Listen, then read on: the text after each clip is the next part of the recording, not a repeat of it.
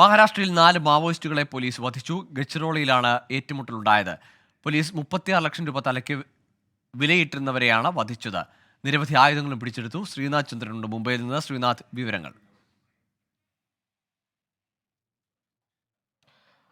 Google Maharashtra പോലീസിലെ ഈ Maoist വേട്ടയ്ക്കായി നിയോഗിക്കപ്പെട്ടിരിക്കുന്ന C60 വിഭാഗത്തിലെ പോലീസ് ഉദ്യോഗസ്ഥരാണ് ഇത്തരത്തിൽ 4 മാവോയിസ്റ്റുകളെ വധിക്കുന്നത്. ഒരു രഹസ്യ വിവരത്തിന്റെ അടിസ്ഥാനത്തിൽ നടത്തിയ തെരച്ചിലാണ് ഏറ്റുമുട്ടലിലേക്ക് പോയത്. തെലങ്കാനയിൽ നിന്നുള്ള മാവോയിസ്റ്റുകൾ പ്രൺഹിത റിവർ നദി കടന്നുകൊണ്ട് ഗഡ്ചിറോളിയിലേക്ക് എത്തിയിട്ടുണ്ട്. ലോക്സഭാ തെരഞ്ഞെടുപ്പുമായി ബന്ധപ്പെട്ട് അക്രമ പദ്ധതികൾ ഇവർക്കുണ്ട് എന്നതായിരുന്നു വിവരം. ഇതുമായി ബന്ധപ്പെട്ട് കഴിഞ്ഞ ദിവസം അഹേരി സബ് പോലീസ് ഹെഡ്ക്വാർട്ടേഴ്സ് നിന്ന് 4 സംഘങ്ങൾ ഇവരെ അന്വേഷിച്ച് ഇറങ്ങി.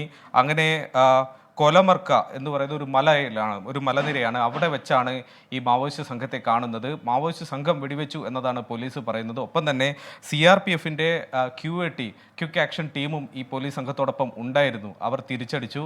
ആ വെടിവെപ്പിനൊടുവിലാണ് 4 പേരെ വധിച്ചതായി പോലീസ് പറയുന്നത്. ഇവരുടെ പേരുവിവരങ്ങൾ ഇപ്പോൾ ലഭ്യമായിട്ടുണ്ട്.